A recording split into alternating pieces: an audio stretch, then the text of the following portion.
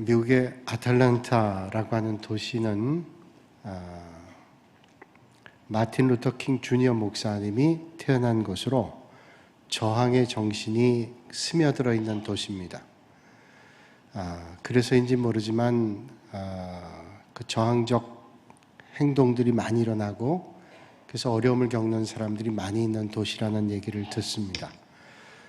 애틀란타에서 목회하는 목사님에게 그런 말씀 들었어요. 제가 애틀란타는 그래도 뉴욕이나 LA보다는 좀 조용한 도시 아닙니까? 그랬더니 말씀하기를 그렇지 않아요. 애틀란타가 미국에서 제일 총격 사고가 많습니다. 전 전혀 알지를 못했는데 그렇게 얘기하더라고요. 그러면서 다운타운에 들어갔다가는 해 떨어지기 전에 빨리 나와야 됩니다 라고 얘기하더라고요. 그러면서 역 주변 터미널 주변에 슬럼가가 조성되어 있는데 어려운 사람들이 많이 거기에 모여 있다는 거예요. 애틀란타에 아주 유명한 선교단체가 있는데 오픈도어 선교회라고 있습니다. 열린문 선교회죠. 이 선교회에서 한 번은 그 슬럼가에 있는 알코올 중독자들, 마약 중독자들, 또 거리의 불황자들을 어떻게 하면 회복시킬까 하는 프로젝트를 가지고 시행을 했습니다. 특별히 몇 사람을 정해서 알코올 중독으로 거리에 누워있는 사람들을 데려다가 깨끗이 씻기고 옷을 입히고 그것도 정장으로 말끔하게 입히고 이발을 해주고 그리고 사진을 찍고 해서 지역 신문에 얼굴은 드러내지 않았지만 이제 알코올 중독으로 거리를 헤매서 노숙하던 사람이 이렇게 바뀌었습니다. 부연 사진으로 보였습니다. 그 기사에 감동을 받은 어떤 독자가 저 사람들에게 일거리만 주면 저 사람들도 얼마든지 재활할 수 있겠다 하는 생각을 가지고 몇 사람을 면접하고 일거리를 줬습니다. 이제 알코올 중독 치료를 잘 받으시고 이제 몇 달 뒤에 저희 회사에 며칠 날 몇 시에 출근하면 됩니다 라고 공지를 해줬어요. 그리고 이분도 마음으로 기도하는 가운데 기다리면서 준비했습니다. 드디어 이 사람들이 출근해야 될 날이었어요. 아침 8시가 출근 시간이었는데 나타나지 않는 겁니다. 1시간, 2시간, 3시간, 4시간 기다려도 나타나지 않아요. 그래서 하루 종일 기다리다가 이 사람들을 소개해준 오픈도어 선교회에 연락을 했습니다. 이 사람들이 혹시 날짜를 잘못 알지 않았는가 하고 알려줬는데 그럴 리가 없습니다. 그 오픈도어 선교회에서도 연락을 했는데 연락이 안 닿는 거예요. 며칠 동안 찾아 헤매다가 드디어 발견을 했는데 그 사람을 처음 데려온 그 슬럼가에 술 취해 쓰러져 있던 그 자리에 똑같이 술 취해 쓰러져 있더라는 거예요. 충격이었어요. 알코올 중독 치료를 하고 옷을 갈아입히고 새로운 마음으로 무장하게 하고 그리고 이제 새로운 일터에서 일해서 새롭게 되는 것을 기대했는데 몇 달 전 그 상태 그 모습 그대로 쓰러져 있는 거예요. 사람이 아무리 외모가 바뀌고 그리고 아무리 변화를 시킨다 할지라도 내면의 각성과 변화가 없이는 변화가 되기가 어렵다라고 하는 것을 말씀해 주는 거죠. 사람이 변화가 된다는 건 참 힘이 듭니다. 여러분은 많은 세월 살아가면서 자기 자신도 그리고 주변에 있는 사람들을 한번 보세요. 참 사람이 변화된다는 게 쉽지가 않아요. 저 사람은 왜 저렇게 변화가 안 될까를 말하면서 자기 스스로도 변화가 되지 못하는 것을 발견하며 깜짝깜짝 놀랄 때가 있잖아요. 공부를 많이 하면 그 사람이 변화가 될까요? 그렇지 않습니다. 인생에 많은 경험을 하면 그 사람 변화가 될까요? 병을 앓기도 하고 성공과 실패를 반복하기도 하면서 그 사람이 깊은 변화를 할까요? 많은 깨달음이 있으면 될까요? 아니면 굳게 결심을 하면 될까요? 알코올 중독자들이 그런 말을 하는 걸 들었어요. 알코올 중독으로 있다가 예수를 영접하고 믿음 가운데 있는 사람인데 그분이 그런 말을 하는데 그냥 우스갯소리인 줄 알았는데 그 말에는 깊은 의미가 있었습니다. 목사님, 저희 알코올 중독자들은 성찬식을 교회에서 할 때 예수님의 잔을 나눌 때 저희들은 포도주스로 해야 됩니다. 그게 무슨 말씀이세요? 그랬더니 알코올 성분이 몸에 들어가면 옛 습관들을 자꾸 따라가려는 마음이 있어서 성찬의 그 조그만, 그리고 알코올 성분이 많지 않음에도 불구하고 그게 마음에 흔들림을 준다는 거예요. 일리가 있는 말이라고 생각해요. 우리가 상식적으로 알다시피 도박하는 사람들, 도박장에 가면 헤어나오기 힘들다 그러죠. 그래서 도박을 끊기 위해서 손가락을 잘랐는데 못하냐? 손가락 아니면 다른 것으로 또 한다 그러죠. 사람의 결심이라는 게 작심삼일이고 3살 버릇이 80까지 간다는 말이 있습니다. 그토록 사람이 변화되기가 어렵다는 거예요. 2019년 8월 22일에 중앙일보에 이런 기사가 나왔습니다. 팔순의 철창신세 대도 조세영. 팔순의 철창신세, 감옥에 갔다는 거죠. 조세영이라는 대도, 왜 대도라고 불렸습니까? 도둑이 무슨 큰 도둑이 있고 작은 도둑이 있어요? 그 당시에 정치, 경제, 권력이 센 사람들 집에 들어가서 물방울 다여도 훔치고 뭐 그런 것들을 훔쳤다는 거예요. 그래서 사람들이 말하기를 의적이라 라고 착색을 했어요. 잘못된 거죠. 도둑이었어요. 근데 이 사람이 81살인데 또 감옥에 갔다는 겁니다. 예수 믿는 사람들의 기억 속에는 조세영 씨에 대한 아련한 기억이 있어요. 1990년에 이분이 예수님을 영접했다 그래요. 그래서 변화가 됐다. 일본에 가서 전도하기도 하고 뭐 전도사가 됐네, 선교사가 됐네, 그런 말들이 있었습니다. 야, 역시 변화가 될 수 있구나 하는 기대를 가졌는데 얼마 안 돼서 일본에서 도둑질 하다가 또 감옥에 갔어요. 감옥에 들락날락한 게 10번이 넘습니다. 전과 신범, 81살에 철창신세를 졌다는 거예요. 보면서 생각해 보게 되죠. 사람이 변화되는 게 참 힘들구나. 달라진다는 게 어렵구나. 그렇다면 정말로 안 될까요? 변화된다는 게 정말로 불가능할까요? 오늘 본문 말씀에 사울이라고 하는 사람이 등장하죠. 초대교회 그리스도인들을 잔인하게 핍박했던 사람이었습니다. 초대교회 당시 그리스도인들은 사울의 이름만 들으면 떱니다. 잔인하게 그리스도인들을 핍박했던 사울, 그리스도인들에게 사울은 너무도 악한 사람, 너무도 잔인한 사람, 너무도 나쁜 사람. 그러나 하나님은 사울을 다르게 보셨다는, 그리스도인들은 사울은 잔인하고 악독하고 독한 악한 사람이라고 봤는데 하나님은 그를 다르게 봤다는 거예요.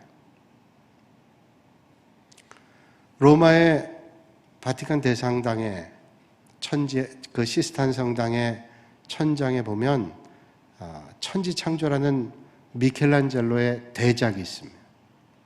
그 대작을 만들었던 15세기의 화가이고 조각가인 미켈란젤로가 모세라는 작품을 만들 때 일합니다. 들판에 있는 커다란 바위를 사람을 동원해 끌어가지고 집에다 갖다 놨습니다. 사람들이 말하기를 저 유명하고 훌륭한 작가가 드디어 미쳤구나 생각했어요. 아무짝에 쓸모없는 큰 바위 덩어리를 왜 집에 들여놓는가 생각했어요. 그런데 미켈란젤로의 망치질 손길을 통해서 모세라고 하는 위대한 작품이 탄생했습니다. 미켈란젤로의 눈에는 들판에 있는 커다란 바위가 그 바위를 보면서 모세를 생각했어요. 일반 사람들은 상상할 수 없는 일이죠. 인생의 위대한 조각가이고 세상을 창조하신 하나님께서는 사울을 다르게 보셨다는. 사람들은 그리스도인들은 잔인하고 포악한 사울로 봤지만 하나님은 그를 다르게 보셨다는. 사도행전 9장 15절에 말씀하죠. 주께서 이르시되 가라. 이 사람은 내 이름을 이방인과 임금들과 이스라엘 자손들에게 전하기 위하여 택한 나의 그릇이라. 하나님은 사울을 그릇이라 그랬습니다. 하나님께서 택한 그릇. 어떤 사람들, 이방인들, 유대인들에게 복음을 전하는 그런 그릇이라고 하나님 말씀하셨어요. 그러므로 오늘 우리도 주어지는 상황을 나의 눈으로만 보지 않고 하나님의 눈으로 보실 수 있기를 바랍니다. 사실 사울이 변화되기 전에는 위협과 살기가 등등한 사람이었어요. 오늘 본문을 시작하면서 이렇게 말씀하죠. 사울이 주의 제자들에 대하여 여전히 위협과 살기가 등등하여 대제사장에 가서 다메섹 여러 회당에 가져갈 공문을 청하니 이는 만일 그 도를 따르는 사람을 만나면 남녀를 막론하고 결박하여 예루살렘으로 잡아오려 함이라. 위협과 살기는 뭐예요? 한번 만나면 내가 가만 안 있겠다. 가만 안 있겠다 정도가 아니라 죽여버리겠다. 살기 등등한 겁니다. 위협과 살기가 등등했어요. 사울은 예수 믿는 사람들을 만나면 다 죽이겠다는 겁니다. 그래서 공식적으로 그들을 없애기 위해서 대제사장에 가서 공문을 받아가지고 다메섹이라는 먼 도시로 갔습니다. 오직 목적은 하나입니다. 예수 믿는 사람들을 잡아 죽이겠다, 옥에 가두겠다라고 하는 그런 마음이었어요. 다메섹이라고 하는 도시는 시리아에 속해 있는데 오늘로 얘기하면 다마스커스입니다. 다메섹은 예루살렘으로부터 해서 240km가 떨어져 있습니다. 지금 같으면 서울에서 군산 정도 거리지만 240km 그 당시에는 정말로 먼 길이죠. 그 멀리까지 가서 그리스도인들을 죽이겠다는. 그러면 왜 예루살렘에 있는 그리스도인들을 죽이는 것만으로 충분한데 왜 예루살렘에서 240km 떨어진 다메섹까지 가려고 했을까요?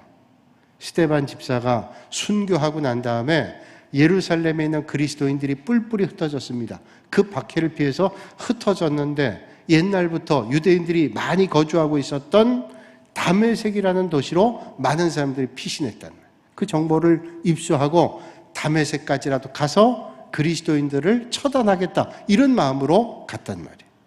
그러니까 이 약한 마음이 보통 마음이 아닙니다. 보통 못되게 해도 눈앞에 보이는 거 가지고 못되게 하는데 쫓아가서까지 못되게 한다. 보통 못된 게 아니에요. 사울은 거기까지 가서 복음 전하는 그리스도인들을 처단하겠다. 그러고 갔단 말이에요. 그런데 보세요. 그곳에 가다가 놀라운 일이 생겼습니다. 사울이 길을 가다가 다메섹 가까이 이르렀는데 호련히 하늘에서 빛이 쏟아집니다. 그 빛에 놀라 땅에 엎드러졌습니다. 그때 하늘에서 소리가 들리죠. 사울아 사울아 내가 어찌하여 나를 박해하느냐 라는 소리가 들립니다. 빛이 나온 것도 놀라운데 소리가 들리는데 자기 이름을 부르는 겁니다. 사울아 사울아 왜 나를 박해하느냐 핍박하느냐 하는 거예요. 놀라서 묻습니다. 주여 누구시니까? 대답하시죠. 나는 네가 박해하는 예수라. 깜짝 놀랍니다. 네가 박해하는 예수라고 말씀하시는 거예요.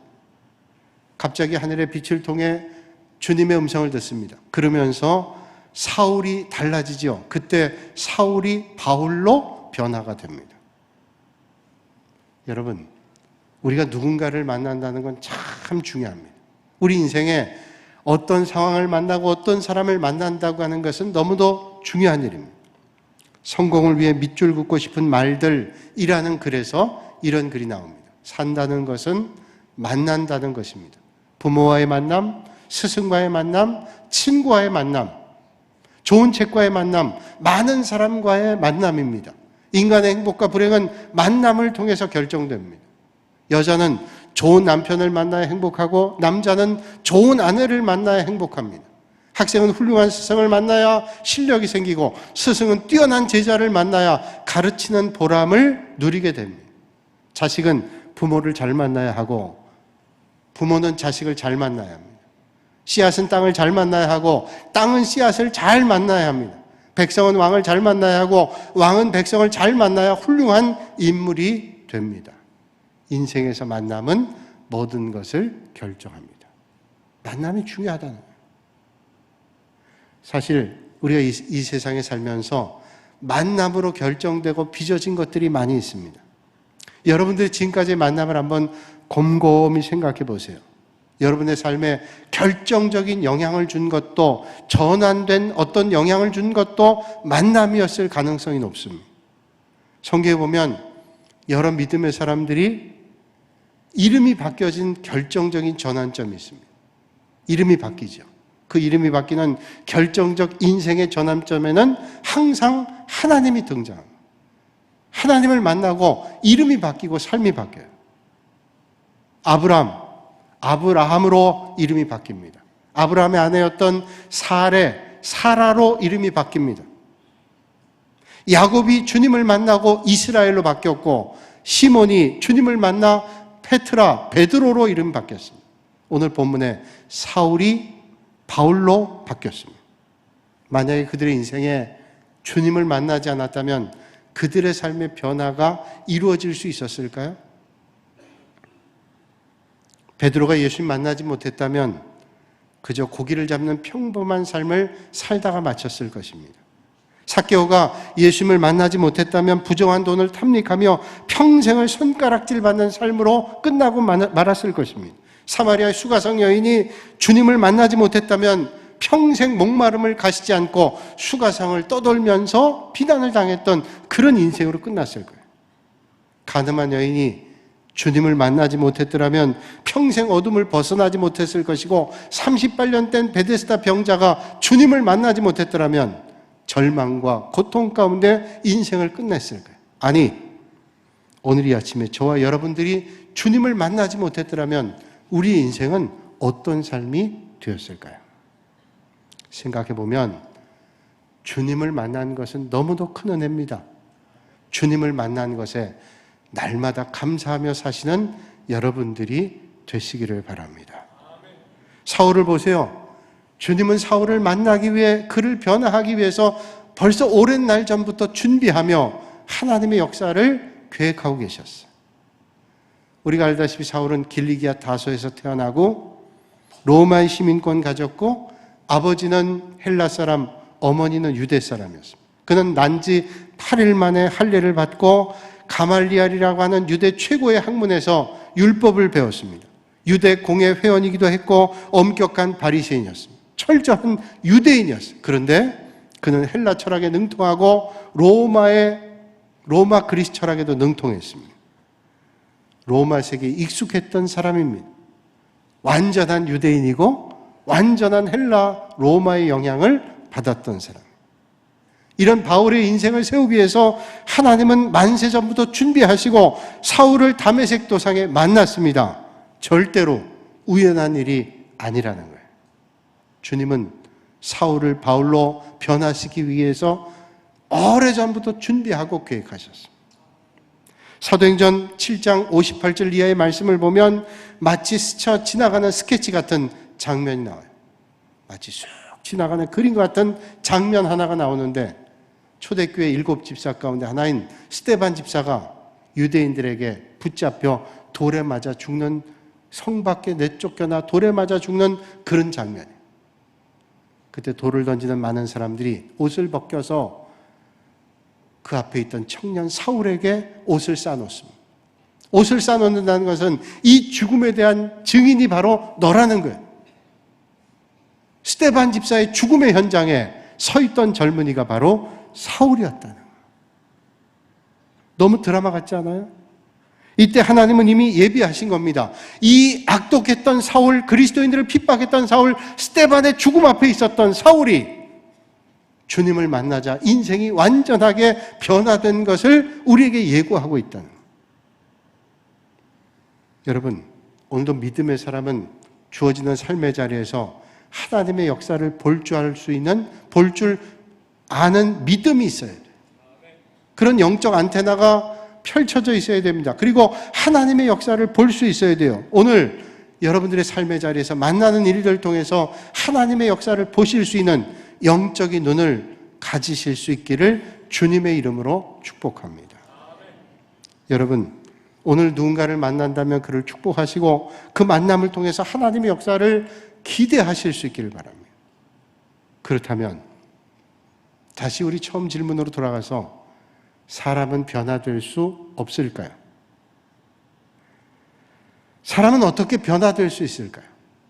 그냥 스쳐가는 만남 통해서 변화될 수 있을까요? 여러분, 오늘 이 아침에 예배당에 나올 때 많은 사람을 만나고 많은 환경을 만나고 많은 것들을 만났을 겁니다. 그게 여러분들에게 다 변화가 됐던가요? 그렇지 않죠. 스쳐 지나가는 만남이 우리에게 다 변화를 주나요? 그렇지 않습니다. 그러면 사울이 어떻게 변화될 수 있었을까요? 사울은 주님의 말씀을 들었기 때문입니다. 사울은 오래전부터 예수 믿는 사람들을 핍박할 때부터 이미 하나님의 말씀 들었어요. 스데반의 설교도 들었고 베드로의 설교도 들었고 많은 사도들의 설교도 들었어요. 예수 믿는 사람도 말씀을 듣고 예수 믿지 않고 박해하는 사울도 말씀을 들었어요. 그런데 예수 믿는 사람은 은혜를 받고 감동을 하는데 왜 사울은 예수 믿는 사람들 핍박하는데 혈안이 돼 있었을까요? 바로 그것은 그때까지 하나님의 말씀이 자기에게 하시는 말씀으로 깨달아지고 들려지지가 않았기 때문에. 그러나 다메섹 도상에서 드디어 주님의 말씀을 자기에게 하시는 하나님의 말씀으로 들었습니다. 그 말씀을 듣고 꼬꾸라졌어요. 그는 변화될 수 있었어요. 땅에 엎드러져 들음에 소리가 있어 이르시되 사울아 사울아 네가 어찌하여 나를 박해하느냐 말씀했어요. 그 말씀을 들을 때 자기에게 하시는 주님의 음성으로 들었어요. 그렇습니다. 오늘 말씀을 통해서 나를 향한 하나님의 음성을 들으셔야 돼요. 오늘도 이 아침에 하나님의 음성을 들으시는 여러분들이 되시기를 바랍니다. 사울은 주님의 음성을 들은 다음 부활의 주님 만났습니다. 가장 중요한 것은 인격적으로 주님 만났다는 거예요. 주님을 인격적으로 만난 체험이 없이 진정으로 변화될 수 있냐? 어렵다는 거예요. 주님의 말씀을, 주님을 인격적으로 만날 때 삶의 변화가 송두리째 일어날 수 있다는 거예요.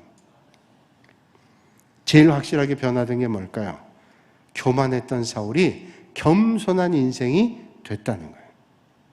사울은 우리가 짐작만 해도 교만했던 사람이고 교만할 수밖에 없었던 사람. 사울은 바리새인 중에 바리새인이었습니다. 율법의 613가지 항목을 철저하게 외웠던 사람, 숙지했던 사람. 자기 우월주의가 대단했습니다. 권위의식이 대단했습니다. 그는 베냐민 지파의 사람으로 왕족이라고 하는 자긍심이 있었던 사람. 당대 최고의 석학이었던 가말리알 문화의 수제자였습니다. 오늘로 얘기한다면 세계 최고의 대학에 최고의 우등생으로 졸업한 제자 중에 제자였습니다. 교만할 가능성이 높잖아요. 태어날 때부터 그는 로마의 시민권 가지고 있습니다. 여러분 세계 여러 나라에 있는데 가장 뛰어난 시민권을 뭐라고 얘기할까요? 우리나라 시민권 빼고 아마 미국 시민권 사람들이 얻으려고 그러죠. 그래서 아이를 가지면 미국 가려고 그럽니다. 속지주의에 속해 있으니까 거기서 아이를 낳으면 미국 시민권 얻는다고 가려고 하는 사람들이 있어요. 그 왜 그럴까요? 강대국이니까. 그것과 비교할 것 없이 그 당시 로마가 전 세계를 다스리고 있을 때 로마 나라의 시민권 가지고 있다는 것은 지금 어떤 시민권보다도 뛰어난 영향력과 혜택을 얻게 되는 것입니다. 그런 로마 시민권 가지고 있었습니다. 사울은 이런 사람이었기 때문에 충분히 교만할 만도 했습니다. 그런데 놀랍게도 다메섹 도상에서 주님을 만난 다음에 그의 인생이 완전히 완벽하게 달라졌다는 거예요. 그리고 어떻게 됐어요? 주님 만난 다음에 그의 입술의 고백을 들으세요. 사울은 얘기하죠. 만삭되지 못하고 난자 같다고 자기를 소개합니다. 자기는 사도 중에 가장 작은 자라고 하나님의 교회를 박해했기 때문에 사도라고 칭하는 것을 감당하지 못할 자라고, 그리고 죄인 가운데 자기는 괴수라고, 죄인 중에 최고 우두머리 나쁜 죄수라고 얘기합니다. 심지어는 모든 성도 가운데 지극히 작은 자보다 더 작다라고 그는 고백을 합니다. 그냥 사람들 앞에 겸손하게 보이기 위해서 하는 고백일까요? 아니요. 주님을 핍박하고 믿음의 성도들 핍박하는 것에 대한 깊은 깨달음이 있었어요. 나는 작은데 하나님의 은혜로 쓰임받는다. 사울이 바울로 바뀌어지게 되잖아요. 그렇습니다. 우리가 예수 만나고 변한 증거가 뭘까요? 예수 믿는 믿음의 증거가 뭘까요? 겸손해지는 거예요. 주님 닮아 겸손해지는 겁니다. 한국교회 교회사에 들어도 은혜가 되고 또 들어도 은혜되는 사건이죠. 저도 여러 번 말씀드린 이야기입니다. 특별히 우리 전라도 지역에 테이트 선교사님, 최의덕 선교사님이 김제 중심으로 복음 전할 때 많은 사람들이 예수님을 영접했죠. 그때 이자익이라는 사람이 경상도 사람, 남해 사람인데 경상도 그 당시에 뭐 땅이 많지 않아 농사 지을 것이 없어서 먹을 게 부족했는데 전라도 지역에 왔다가 조덕삼이란 분의 집에 종으로 일할 때 조덕삼 씨도 예수님을 영접하고 테이트 선교사를 통해서 이자익 씨도 예수님을 영접했어요. 열심히 믿음 생활했습니다. 교회에서 일꾼을 세우는데 조덕삼, 이자익 다 귀한 일꾼으로 쓰임받게 됐어요. 이제 테이트 선교사님이 복음 전하러 이것저것 교회를 개척하는데 그 세운 금산교회 말씀 전할 분이 없을 때 조덕삼, 이자익 둘 가운데 젊은 사람, 좀 똑똑하고 말씀 전한 능력이 뛰어났던 이자익이라는 분에게 말씀 전한 일을 시켰대요. 인간적으로 얘기하면 자기 집에 종이 설교하게 된 겁니다.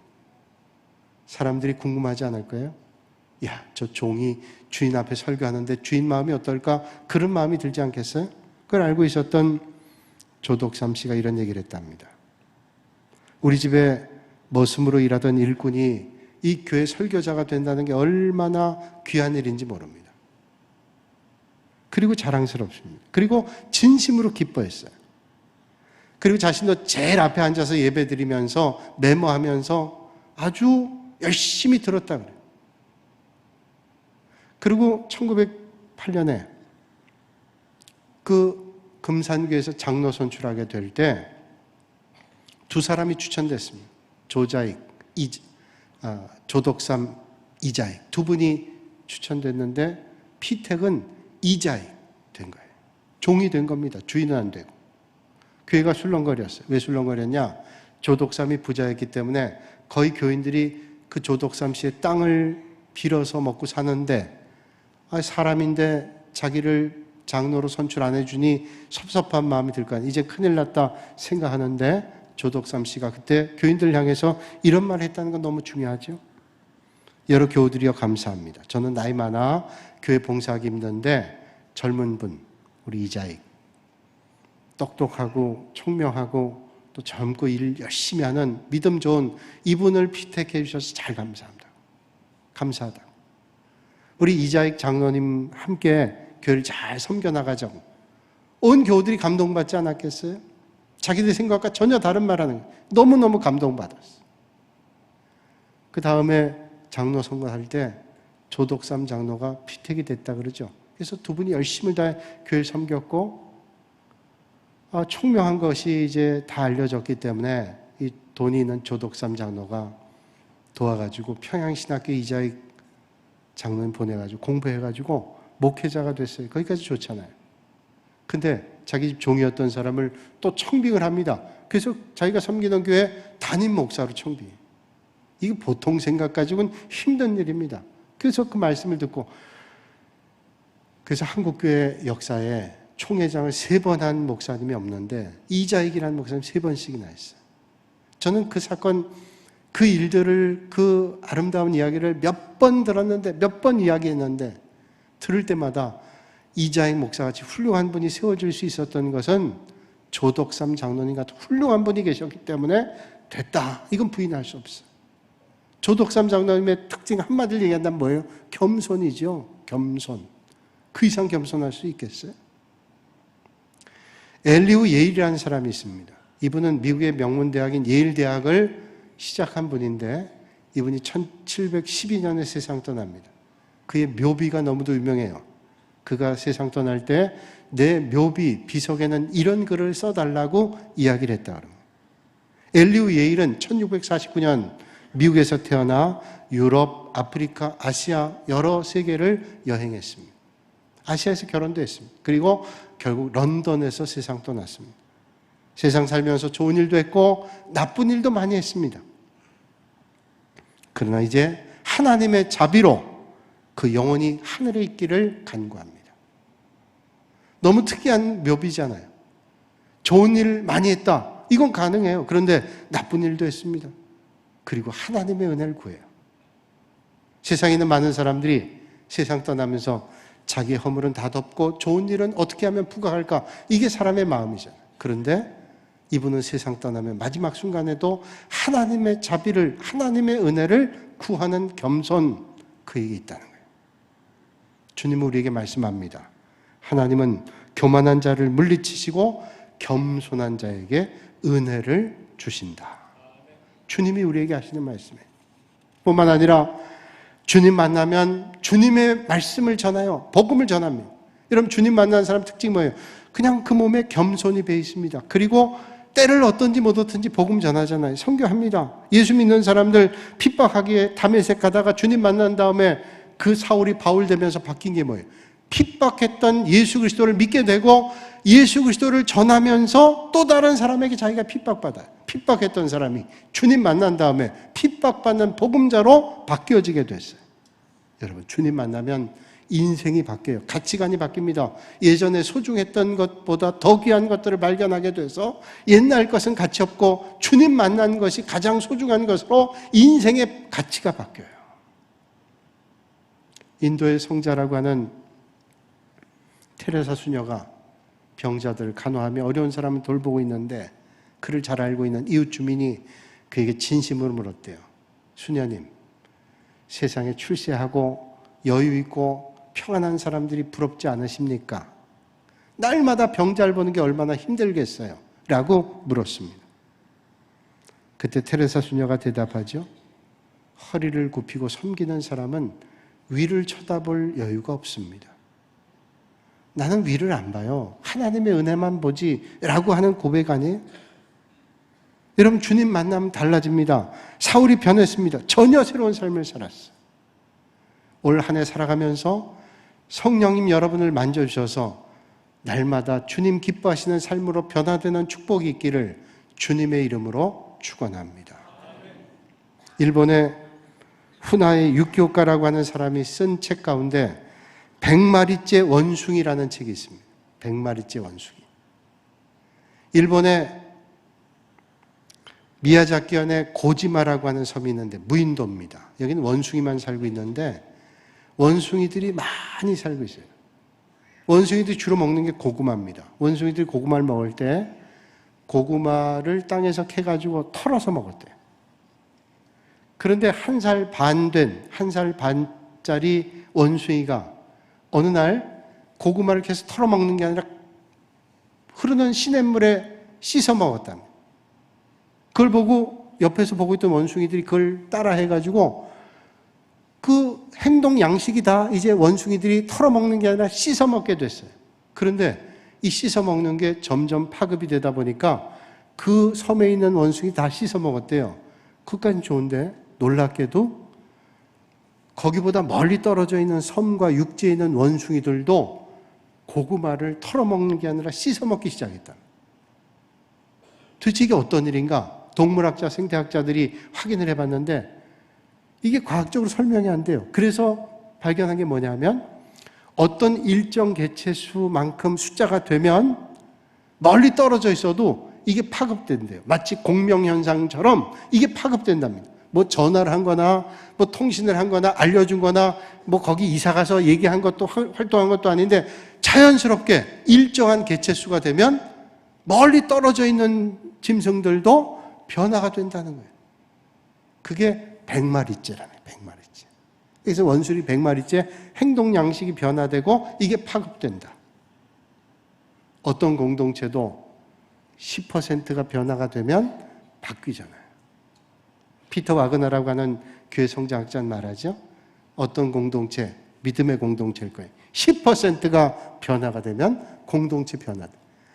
많이 변화가 돼 10%. 여러분 교회 보세요.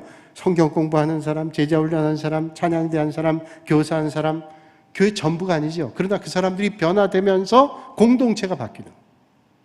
그 10%의 가장 첫 번에 누구예요? 한 마리의 원숭이가 고구마를 물에 씻어 먹어서 바뀐 것처럼 그 한 사람이 변화될 때 공동체가 바뀌는 거예요. 여러분, 올 한 해 그 한 사람 변화가 여러분의 삶의 자리에서 일어나실 수 있길 바랍니다. 다시 한번 처음 주제로 돌아갈까요? 사람은 변화될 수 있을까요? 변화되기 힘들죠. 그러나 불가능하지 않아요. 변화되기가 쉽지 않아요. 그러나 변화될 수 있습니다. 어떻게 해요? 주님 만나니까요. 전혀 세상에 변화될 수 없었을 것 같았던 사울이 주님 만나고 변화가 됐어요. 그렇다면 오늘 세상에 변화되지 않을 인생이 어디 있겠어요? 누구든지 진정으로 주님 만나면 변화됩니다. 주님 인격적으로 만나면 변화되게 돼 있습니다. 교만한 사람이 겸손한 사람으로, 복음을 저주하고 비난했던 사람이 복음의 전파자로 변화될 수 있습니다. 올 한 해 믿음의 길 걸어가면서 하나님 나라에 정말로 위대한 믿음의 사람들이 다 되시기를 주님의 이름으로 축원합니다.